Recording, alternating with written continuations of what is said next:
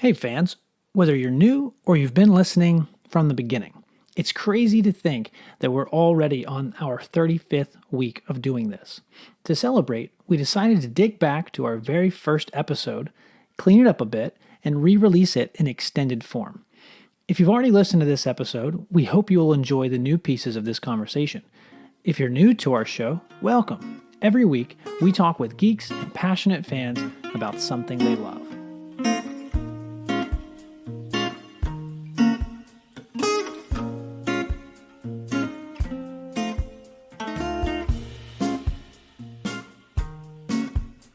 Welcome to Fantastic People. I'm your host, Christian.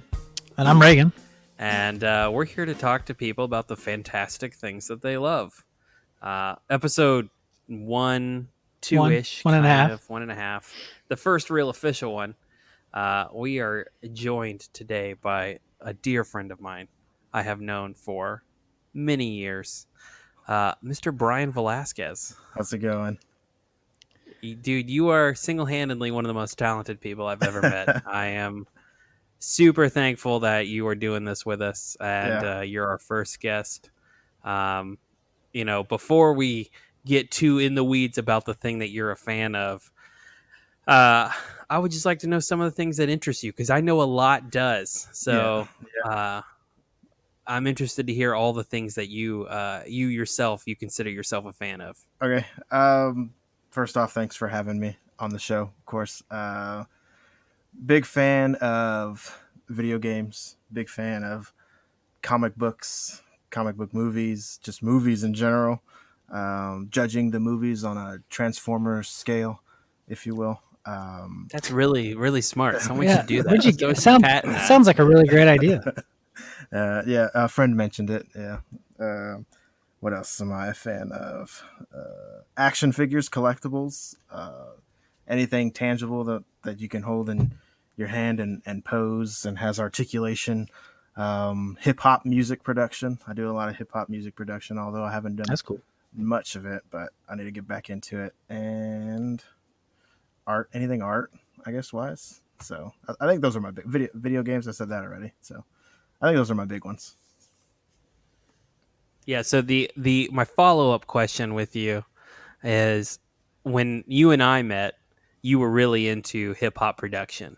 Correct. And it seems like over the last 2 years that has shifted a little bit, and now you have moved into making your own custom action figures and sculpting and painting, and so I want to know how that transition occurred. So when we were up in Alaska, I was big into music, big into trying to drop an album, big into anything hip hop essentially. And then we even tried to start our own little acoustic hip hop little group, Solid awesome. Breeze. Wait.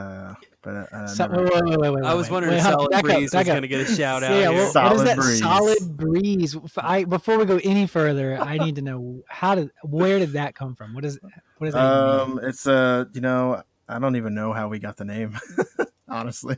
It was 1:30 in the morning in his basement. Okay, that's when the best ideas happen, is after 12:30. You're dead tired. That's it. Yeah, and it's like, hey, it's Solid Breeze.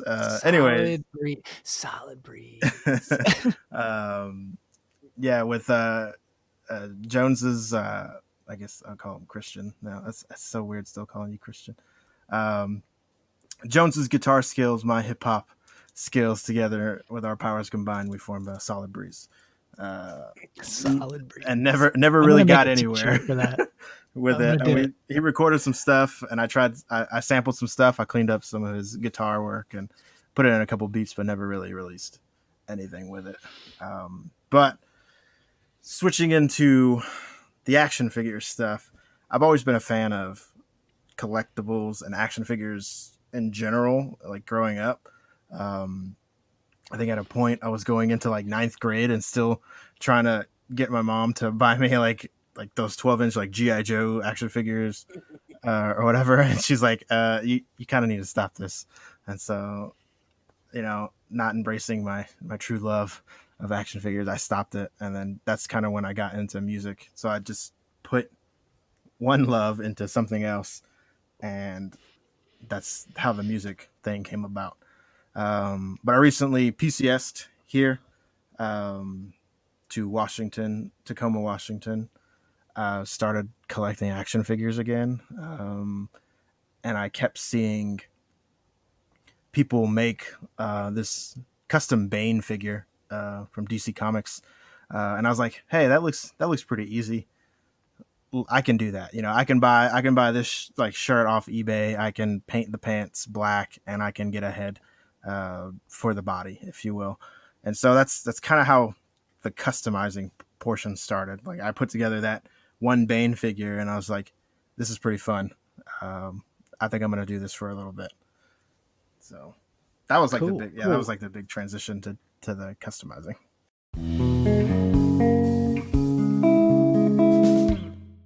That's cool. So, I mean, I'm curious, Brian. You said you um, wanted, the GI Joes and stuff back in probably ninth grade, but were you exposed to that stuff before that point? I mean, you feel like you loved it then. What was that first exposure that sort of set that star in your eye that you had to get these action figures?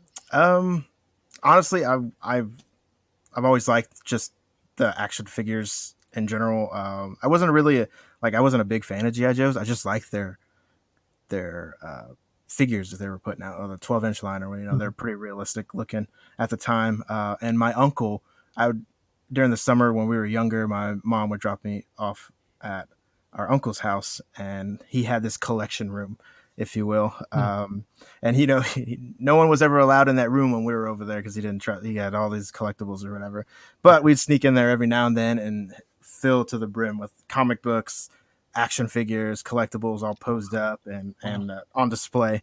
And so that kind of like sparked my interest then. And then also I wanted to do, before Robot Chicken was ever a thing, I wanted to do I wanted to do Robot Chicken essentially before. I'm not saying like Seth Green took it or anything like that, but I'm sure a lot of people had the same idea. But Right. like I wanted to make little stop motion videos with him, and I just never had the setup for him. But I had the action figures for him, just never had the setup to do it. And that's, I guess I would say, my uncle, and just how cool the designs, the action figures back then were. Yeah. Well, and he kind of, it sounds like he kind of not idolize those things, but he put a value on those things that made it seem like, oh, that's what I want to attain to. Yeah. Kind of like almost like a museum, I guess, when you walk in. I think it makes me, what you described makes me think of the I was gonna get real cheesy, but like in Beauty and the Beast, if you ever seen the movie, the scene where he shows her the library, and it's just this awe-striking moment. And so it sounds like, for your uncle, he gave you that awe-striking moment, and those figures were in that room. And so then, of course, you're hooked. You got to have it. Yeah, that's a great comparison. Yeah. On an awe-inspiring note, I do want to comment that you, outside of making your own stuff, have quite the collection on your own. Yeah. I have seen the Instagram photos, and it's intimidating. Yeah, it's intimidating to me, to be honest. It just keeps growing, and I have no space for it to put it anywhere. Half of the collection is in my garage. So, like, the stuff in the room is just what I like currently, I guess.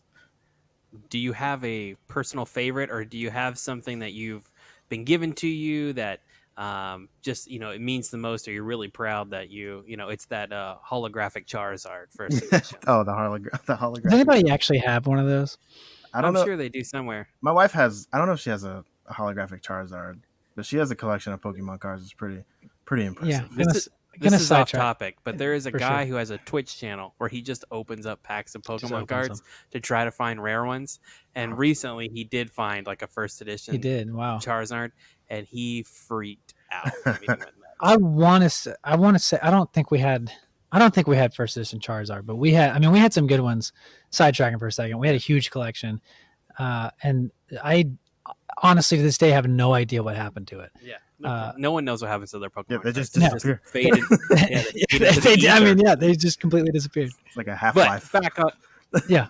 Back to the question. Do you have a personal favorite or a few favorites that you kind of like idolize or appreciate? Yeah. I have a couple favorites.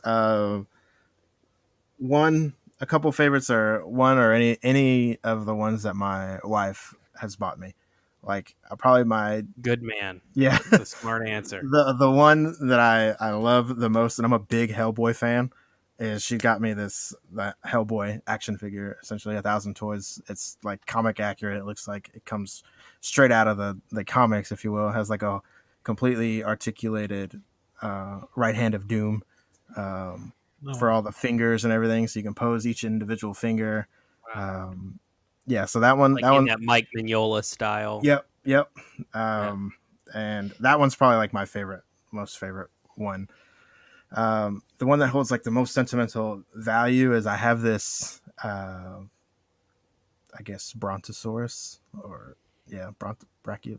Brontosaurus, I guess. Long neck. Long neck. Yeah. I have this long neck one that was my childhood toy, and my mom has kept it on her desk for, I guess, since I was like no longer playing with it. I guess like a 5-year-old or whatever. So since I was like 5 or 6, she's kept it on her work desk, and every time she's moved desk, she's had it. And so now finally that I've had a son, if you will, she's passed on that dinosaur that was my childhood toy to me to pass on to Thomas. And so he has his my little Brontosaurus as well. So that's cool. Like, I mean, now it's a legacy, something that started with your uncle and just his collection, and who knows who instilled that in him, and then started you down that track and made it valuable to you. And of course, your mom probably having at the time no idea that this would be something you'd be doing to this day, but it meant something to her as a toy of her little, her child. And being a parent myself, like, I fully understand, it's a toy that means nothing, but to her it's something. And now it means more to you, and it's created this hobby and this love and this passion that you can now instill in your child. That's super cool. Yeah, he's got his own little collection too. That's awesome. I do want to come back to the action figure thing, but you bringing Thomas up, I think is a natural segue into your love of comics, and specifically a very famous iteration of Batman. Correct. And a certain Flash comic. Yep. Where does the love for Thomas Wayne and Flashpoint come from, man? Because you are its biggest fan. Yeah. Really, honestly, the first, I guess, love for Flashpoint Batman is just the design of his suit is what pulled me in to begin with. And then the whole alternate Earth, kind of like where the tables were flipped, where Bruce is killed instead of his parents, and then how still no matter what Earth or whatever happens, there will always be a Batman on that Earth through whatever forces that create one. But just overall, his I don't know, intimidation factor. Batman is intimidating to begin with, but Flashpoint Batman is you just go ahead, just kill yourself. You don't want to you don't want to deal with him. So, okay, all right, I got a confession, because I definitely watched the what was the famous Batman, the one we saw at Pensacon, the Batman the animated series. The animated series, yeah. I definitely watched that as a kid. Yeah, and I definitely followed it a little bit, but definitely didn't keep up with it. So for myself and for other listeners out there that have no idea the extent of Batman and how far it goes, maybe can somebody give us a little bit of a quick, brief explanation of what that is and where we can check it out? Is it just comics? Is there a TV show? Is there something we can check out? For Batman in general, or Flashpoint? Flashpoint. For Flashpoint, Flashpoint is a DC comic from what did we say? Late aughties, Brian, 2010-ish. Yep. It was their way of rebooting the one series. of the many. Yeah. Flash goes back to save his mother. Yep. And in that reboots the entire DC timeline, where Thomas Wayne becomes Batman. Okay. And he carries a gun and murders people. Wow. Dual pistol wielding. Yep. Yeah. Just in comics. Yeah. Well, there is a animated cartoon. It's really good. You should check it out. Oh, it is good. Okay. Yeah, it's one of the best. I think it's one of the best animated movies that they've done. It's like the first one probably being Under the Red Hood. So it's just a movie. It's a movie and a comics. Yeah. Well, yeah, the comics obviously, but Yeah. as far as beyond comics, for somebody who doesn't want to spend the next 10 years reading the comics, they can go get a little quick snippet. Yeah, I think you can buy it as like a graphic novel hardcover, probably. It's not. It's like 4 issues. It's not a long. Yeah, it's not super long. It's not a long run. And then now they've merged with Watchmen with the Button series. So Flashpoint Batman's come back for a little bit. Okay, the cool. Yeah, but great movie. You should check it out. Saw the movie instantly. Just fell in love with the movie and just how they portrayed Thomas Wayne so much that I convinced my wife to name our son Thomas Wayne Velasquez. Wow. So that's real. Was there a deal on the table, like a if then situation, or because I've seen that joke about the Dragon Ball Z, Dad, where do I get my name from? He's like, I can't quote the whole thing, but it's like, well, go on. Yeah. It was kind of a if then, like if it's a boy, we can name it this. And she's a big comic book fan too, or not comic book fan. She's a big superhero fan. And so I made her even more of a superhero villain fan since being together. But we had all these like comic book names like picked out, but Thomas Wayne was the one that we decided on. And then for a female, if it was a girl, she would have picked the names kind of deal.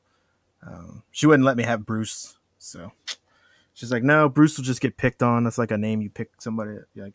Pick on somebody. Yeah, well, sure. And I mean, maybe Thomas Wayne is a little bit more obscure. So if you're not a mainstream Batman follower, then maybe they don't realize what he's named after. Yeah, I think it's super dope. Thank you. I tried to talk my wife into naming our kid Parker Wayne. After Peter Parker and Bruce Wayne. Yeah. And she almost went on board, but I think Thomas is older than my kids.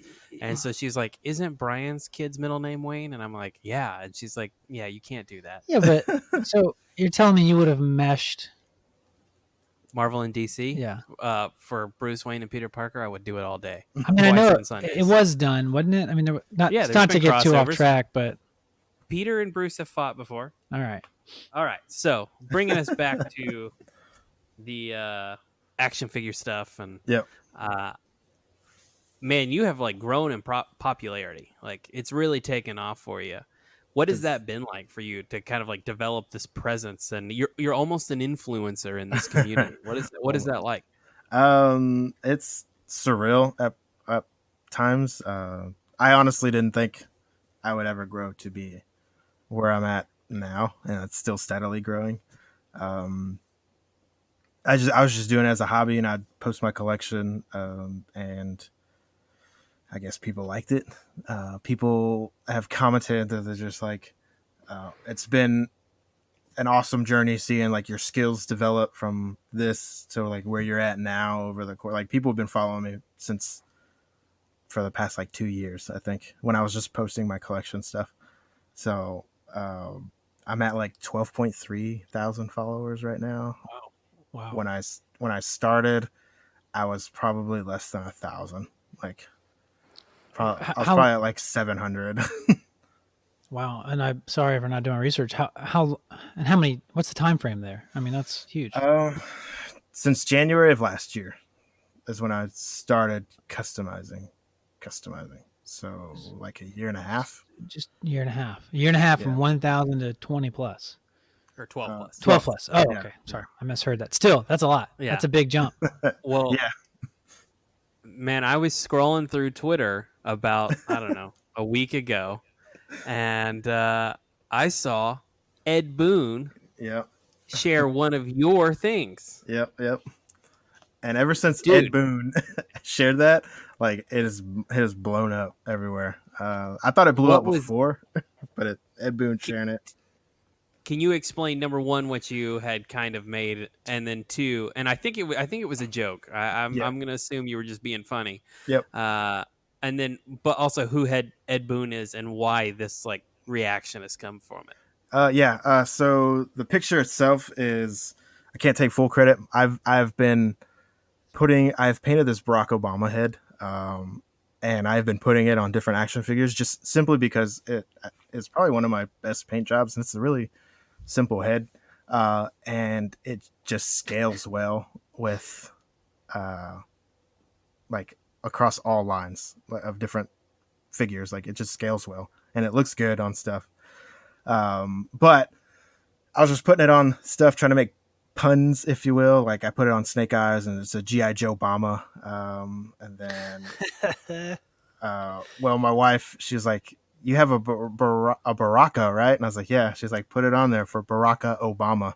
And so I took the head off Baraka, posed him up in a pretty decent pose where he's like showing off his blades, and I put the Barack Obama head onto it and commented like Baraka Obama. On Instagram, I posted that like a month and a half ago, I think. On Instagram, it blew up. It probably got like, I don't know, 5,000 likes. Blew up for like the toy community, if you will. Yeah. And then the past week, I guess it circulated on Twitter, and Ed Boon, the co-creator of Mortal Kombat, which Baraka is a Mortal Kombat character, the co-creator of Mortal Kombat retweeted or tweeted my picture of Barack Obama. And then ever since then, it's just, I've been seeing it like daily. People send me messages like, "Hey, look, someone shared it here. Oh, hey, look, someone shared it here." Someone put it on Reddit, and it got like, I think almost like 40,000 upvotes. Wow. Yeah, that's my karma. Did you say 40,000 upvotes? About, yeah, about 40,000. Holy cow, man. That is crazy. Yeah.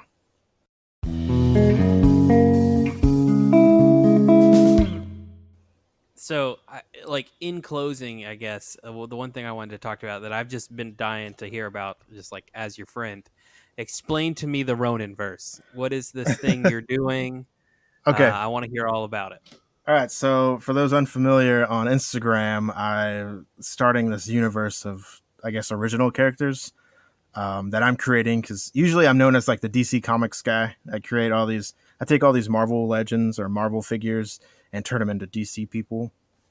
And I guess that was like my shtick, if you will, for customizing.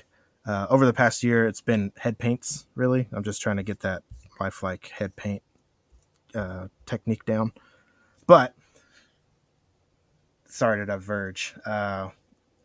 Roninverse, it is a completely original set of characters that I wanted to start.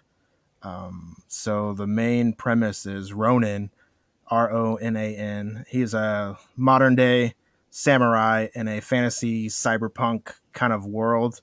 And I'm still fleshing out the details of the whole world itself. Anyways, he has a sidekick named Jin, which is a play on the word Jinsoku, which means swift, and he is a turtle. So he is like an anthropomorphic turtle. And him and Ronin travel the lands trying to figure out who killed Ronin's master. So since Ronin's being a samurai and his master was killed, that makes him a Ronin himself. And so he's wandering the world to find that person, which I haven't created yet. Spoiler. But the premise of the world is like old Earth and new Earth. It's set in like 2200. And it's after an event called the Reshaping, is what I'm coming up with, which is essentially someone opened Pandora's box. Pretty cliche. Open Pandora's box and then release the 4 gods from within it. So there's a elemental god, a goddess of death, and that's as far as I've gotten. The elemental god reshaped the planet, formed new land masses, push continents together, pretty much forming a new Earth. And the goddess of death pretty much like Thanos to everybody. She got rid of everybody, kind of like a clean slate. So all the population is gone, but the remnants of the old Earth still remain. And that's why, like Ronin, if you look at the picture on Instagram, so Ronin's wearing like Nike Jordan 1s, is because he's like an old Earth history fanatic. So he like goes off and like tries to collect some stuff of the old Earth to try and piece together like what happened. But he's got a prized possession of Jordan 1s that he wears throughout his journey. And that's as far as I've gotten. So I've invited everybody on the Instagram community who customizes toys to join in. Like, hey, like if you got an idea for a character, like use the hashtag Roninverse and like give it a backstory, like just make it your own character and tag me in it and see if you like just see where it goes. We'll see where this goes essentially. That's cool. So far, it's got some good attention. Some of the bigger name customizers, if you will, have messaged me about it and saying they're really interested in creating a character for it. So I'm excited to see where it takes off. And I want to make it like I want to fully flesh out the story and probably take it somewhere else outside of just action figure stuff. But that's like further down the line. Yeah, I have been admiring it, and I have no customizing ability whatsoever. No. But I do enjoy writing, so I see it, and I'm like, oh, you say one thing, and that like shoots off like a million different ideas. Yep. For me, of like, oh, this, and this, and I'm sure other people are doing the same. Yep. Is there a process, are people like sending you ideas and they're like, hey man, and you're cool with this, or are you giving people just free reign, like, here, create your own character within this universe Yeah. that we're forming together? Yep. That's pretty much, it's like free reign. Pretty much on the toy customizing community, like everyone just makes Marvel characters, everyone just makes DC characters, everyone makes like Image comic, established properties already. Like they're just making customs of those because they don't have action figures of their favorite characters, if you will. So another reason for the whole Roninverse is just to get people to make their own like character. Like you don't have to be bound by these rules that this character has to look a certain way because of comics or whatever. It's more of a be free to express like who you are as like an artist to flesh out this character. And so far a lot of people have like messaged me saying like, hey, thanks for like inviting like all the customizing community, like for just customizers to get into it. And like, it's inspired some people to even like pick up the hobby that have been on the fence, knowing that no matter what I put out, like it's my own thing and it's not to be judged against something else, like, or how something else looks like, but it's like, it's my own character. So it's a good gateway for those kind of people to get into the hobby who are on the fence. Yeah, so it's like a free reign. I just say, hey, just keep it like fantasy, like cyberpunk. And when I mean fantasy, like there could be magic elements, there can be like anthropomorphic characters, or like you can come up with a tiger that's a thief and he has like cybernetic legs kind of deal, and like just give him a backstory. Bro, this sounds like D&D. Yeah, it's pretty much. Honestly, I've been sitting over here thinking the same thing. I'm like, okay, so it sounds like there's a great campaign that could be formed, a great Dude, world. we could turn this into an RPG game. We need some mechanics. Yeah. Could submit it to Wizards of the Coast maybe and get some good stuff out of that. No, but I do have a question, and it's kind of more of a fun question. But I know you talk about you create your own and you customize, and you is there one particular action figure that you kind of keep your eyes out for? I know for me, like I love video games, and there's always one game that anytime I go to a con or I go to a used game store, I'm always looking out for that one game that I want to add to that collection. It's really hard to find. So is there one that maybe is already made that you look for, or is there, or both? You can answer both. Is there one that you want to create, but maybe you want to do it right, you want to do it justice, so that you're waiting for your skill level to get to a certain place where you feel like you can finally tackle this character? Yeah. As far as like a grail goes, my biggest grail, I guess, would be whenever I first started was to create a Flashpoint Batman action figure. There's really not one in a 6-inch scale or the 1/12 scale. And so like I didn't attempt to do one until maybe like a year ago, like probably even less than a year ago, just because I was developing my skills to get to that level to where I feel confident enough to make one. And so and I made one, and it's probably like one of my favorite customs ever that I've done. But as far as like looking for something at like a con or like a grail, I can't think of one off the top of my head that says, oh, I missed out on that one. I gotta have it. Right. Kind of deal. Okay. Yeah. That's cool. That's cool. Well, man, I appreciate you coming on and hanging out with us and talking. Yep. You want to tell us anything about what you got going on, where people can find you? Yep. So pretty much right now I'm just trying to flesh out the Roninverse stuff. Like you mentioned, trying to develop more characters, more pivotal characters, trying to hone my face painting skills to get lifelike portraits at like the 6-inch scale. And pretty much you can find me on Instagram, and that's mainly where I do most of the social stuff and where I post. And my Instagram is at Flashpoint Customs, all one word. I have a Facebook page as well, which kind of like mirrors my Instagram feed. And it's the same thing, Flashpoint Customs, but that has a space in the middle. I have a YouTube channel. I post tutorials of like how to paint heads and achieve like skin tones, and just like custom action figure reviews of my stuff that I've done.